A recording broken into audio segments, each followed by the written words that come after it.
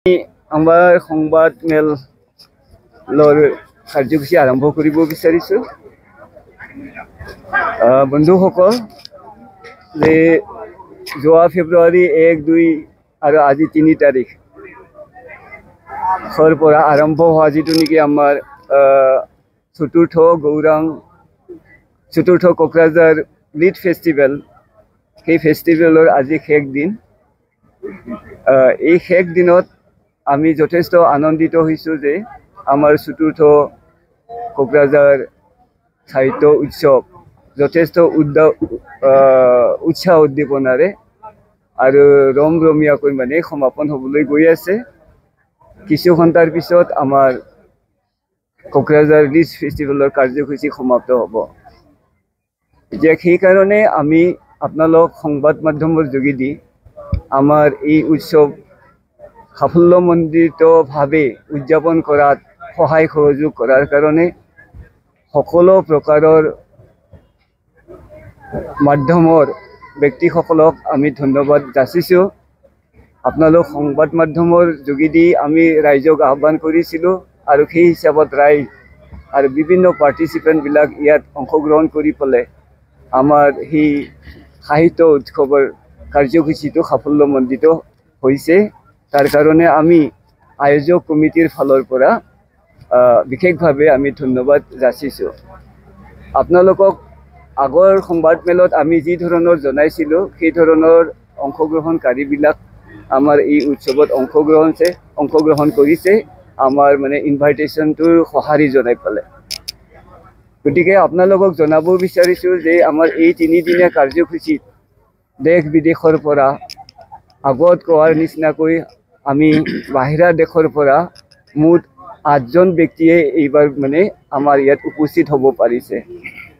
বিদেশী লেখক লেখিকাসকলৰ ভিতৰত আমাৰ 7খন দেশৰ পৰা 8জন ব্যক্তিয়ে মানে ইয়াত উপস্থিত হৈছে। সেইবিলাক হৈছে নেপালৰ পৰা এজন, জাপানৰ পৰা এজন, সাউথ কোৰিয়াৰ পৰা এজন, এষ্টনিয়াৰ পৰা এজন, ইউকেৰ পৰা এজন, শ্ৰীলংকাৰ পৰা এজন আৰু ডেনমাৰ্কৰ পৰা 2জন আমাৰ অতিথি মানে লেখক বা সাহিত্যিক ইয়াত উপস্থিত হৈছে। ইয়াৰ বাদেও আমাৰ ভাৰতৰে নৰ্থ ইষ্টটো বাদ দি পেলাই বাকী মানে ৰাইজৰ পাৰ্টিচিপেণ্টৰ মুঠ সংখ্যা হৈছে 67জন। তেওঁ ইয়াত অংশগ্ৰহণ কৰিছে আৰু যথেষ্ট উৎসাহিত কথা যে আমাৰ বড়োলেণ্ড আৰু অসমৰ 200তকৈ অধিক 210তকৈ অধিক পাৰ্টিচিপেণ্টে ইয়াত অংশগ্ৰহণ কৰিছে। আমাৰ যি মানে 3 দিনীয়া কাৰ্যসূচী, সেই 3 দিনীয়া কাৰ্যসূচীত 55টা মানে বিভিন্ন ছেশ্যন আছিলে, আলোচনা, কবিতা পঢ়া, তেনেকুৱাকৈ যি ছেশ্যন আছিলে তাত অংশগ্ৰহণ কৰিছে আমাৰ নৰ্থ ইষ্টৰ পৰা more than 210 মানে ব্যক্তিসকলে। এইটো ইনক্লুডিং দি ফায়াৰ চাইড পয়েম ৰিডিং মানে যানেকি আমাৰ ছেশ্যন আছিলে সেইটো ইনক্লুড কৰি পেলাই। এইটো যথেষ্ট উৎসাহজনক মানে পাৰ্টিচিপেশ্যন এইবাৰ। আৰু ডেইলি বেচিছত যদি আমি হিচাপ কৰোঁ তেতিয়াহ'লে প্ৰথম আমাৰ উদ্বোধনীৰ দিনা 1 ফেব্ৰুৱাৰীৰ দিনা আমাৰ যিটো হিচাপ সেই হিচাপত more than মানে 2500 ব্যক্তিয়ে এই উৎসৱত অংশগ্ৰহণ কৰিছে। আৰু যোৱাকালি আৰু আজিলৈকে আমি যিটো হিচাপ লৈছোঁ 1800তকৈ অধিক ব্যক্তি ইয়াত পাৰ্টিচিপেণ্টৰ লগতেও সদাশয় ৰাইজে ইয়াত অংশগ্ৰহণ কৰি উৎসাহ উদ্দীপনাৰ পৰিৱেশ এটা ইয়াত সৃষ্টি কৰি পেলাই আমাৰ সাহিত্য উৎসৱটো মানে সাফল্যমণ্ডিত হোৱাত সহায় কৰিছে। সেইকাৰণে আমি আমাৰ আয়োজক কমিটিৰ তৰফৰ পৰা সকলোকে আমি ধন্যবাদ যাচিছোঁ। ইয়াৰ বাদেও আমি ক'ব বিচাৰিছোঁ যে আমাৰ এই সাহিত্য উৎসৱৰ সংগতি ৰাখি পেলাই আমি এটা গ্ৰন্থমেলা আয়োজন কৰিছিলোঁ। সেই গ্ৰন্থমেলাটো বিশেষ দূৰ দূৰণিৰ পৰা গ্ৰন্থ বিক্ৰেতা তেওঁলোকে অংশগ্ৰহণ কৰিব পৰা নাই যদিও আমাৰ ওচৰৰ দিল্লী বা তেনেকুৱাৰো মানে ইয়াত গ্ৰন্থমেলাত অংশগ্ৰহণ কৰিছে বুক পাব্লিচাৰবিলাকে। এটা ভাল দিশটো হৈছে আমাৰ মানে BTC চৰকাৰৰ তৰফৰ পৰা আগৰ বছৰবোৰৰ দৰেই এই বছৰতো আমাৰ BTR অঞ্চলত অৱস্থিত যিখিনি প্ৰভিন্সিয়েলাইজ গভৰ্ণমেণ্ট এণ্ড নন প্ৰভিন্সিয়েলাইজ কলেজেছ আছে সেই কলেজেছবিলাকক এখন কলেজত 50 লাখকৈ টকাৰ মানে গ্ৰন্থ 50,000কৈ মানে টকাৰ গ্ৰন্থ তেওঁলোকক দিছে।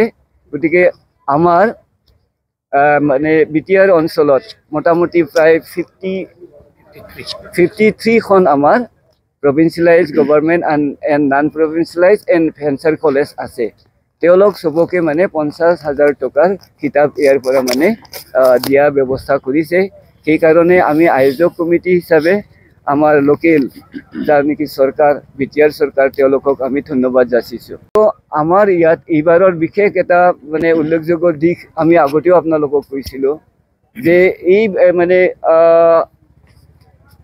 কোকৰাঝাৰ লিড ফেষ্টিভেলৰ লগত সংগতি ৰাখি পেলাই আমাৰ বড়োলেণ্ড অঞ্চলত থকা প্ৰায় 26টা অন্যান্য জনগোষ্ঠীৰ সংগঠনবিলাকৰ ছাত্ৰ সংগঠন আৰু সাহিত্য সংগঠনৰ ব্যক্তিসকলকো ইয়াত পূৰ্ণভাৱে অংশগ্ৰহণ কৰাৰ কাৰণে আমি আহ্বান জনাইছিলোঁ।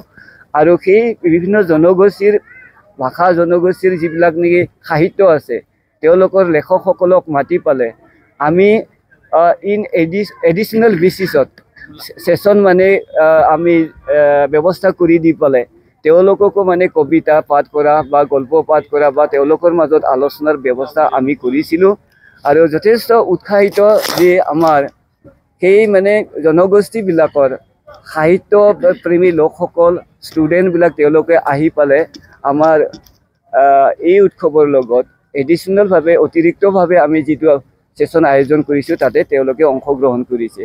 তেওঁলোকৰ যোৱাকালি আৰু পৰহি প্ৰথম দিনা আৰু যোৱা দ্বিতীয় দিনা তেওঁলোকৰ সেই সেশনটো আমি আয়োজন কৰিছিলোঁ। যথেষ্ট উৎসাহজনকভাৱে তেওঁলোকে অংশগ্ৰহণ কৰিছে। ইয়াৰ বাদেও আমাৰ এটা খবৰ আপোনালোকে নিশ্চয় এইটো প্ৰচাৰ কৰিব লাগে যে আমাৰ এই সাহিত্য উৎসৱত আমাৰ বড়োলেণ্ড অঞ্চলত থকা প্ৰায় 53টা কলেজৰ পৰা 10জনকৈ ছাত্ৰ ছাত্ৰী আৰু 2জনকৈ শিক্ষক আমি ইনভাইট কৰিছিলোঁ চৰকাৰী তৰফৰ ফালৰ পৰা আমাৰ ইয়াত অংশগ্ৰহণ কৰাৰ কাৰণে। প্ৰায় মানে কলেজৰ পৰাই আমাৰ ইয়াত 10জনকৈ মানে ল'ৰা ছোৱালী আৰু 2জনকৈ শিক্ষক ইয়াত অংশগ্ৰহণ কৰিছে।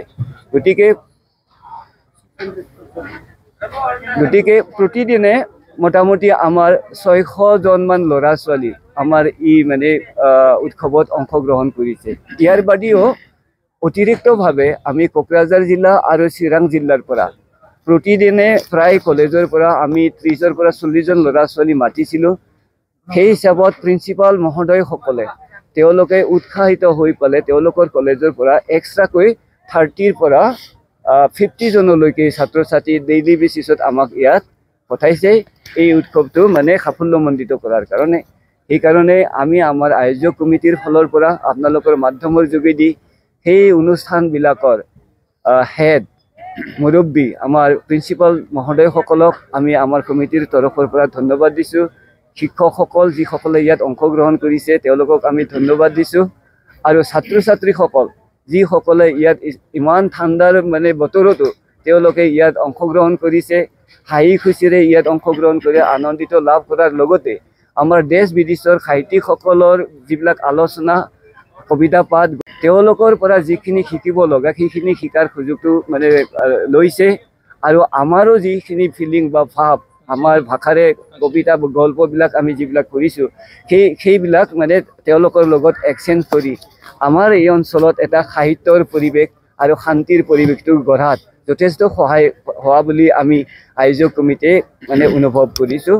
আৰু আপোনালোকে চবেই জানে এইবাৰৰ সাহিত্য উৎসৱৰ মূল বিষয়টো আছিলে থিমটো আছিলে আমাৰ bridging people culture literature with a message of peace বুলি আছিলে আমাৰ যিটো আমি শান্তিৰ বাৰ্তাৰ সৈতে সাহিত্য সংস্কৃতি আৰু মানুহৰ মাজত সেতুবন্ধন বুলি আমি এটা থিম লৈছিলোঁ।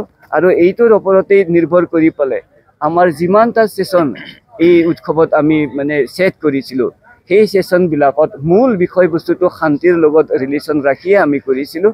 আৰু সেইটো আমাৰ আয়োজক কমিটিৰ যিটো মহান উদ্দেশ্য আছিলে সেই মহান উদ্দেশ্যটো আমি সাফল্যমণ্ডিত হোৱা বুলি আমি ভাবোঁ। আৰু ইয়াত বিশেষ উল্লেখ কথাটো হৈছে যে এইবাৰ আমাৰ যিটো নেকি অপেনিং সেশন আছিলে সেই অপেনিং মানে সেশনত বা ইনাগুৰেল সেশনত আমাৰ ওচৰৰে নাগালেণ্ড ৰাজ্যৰ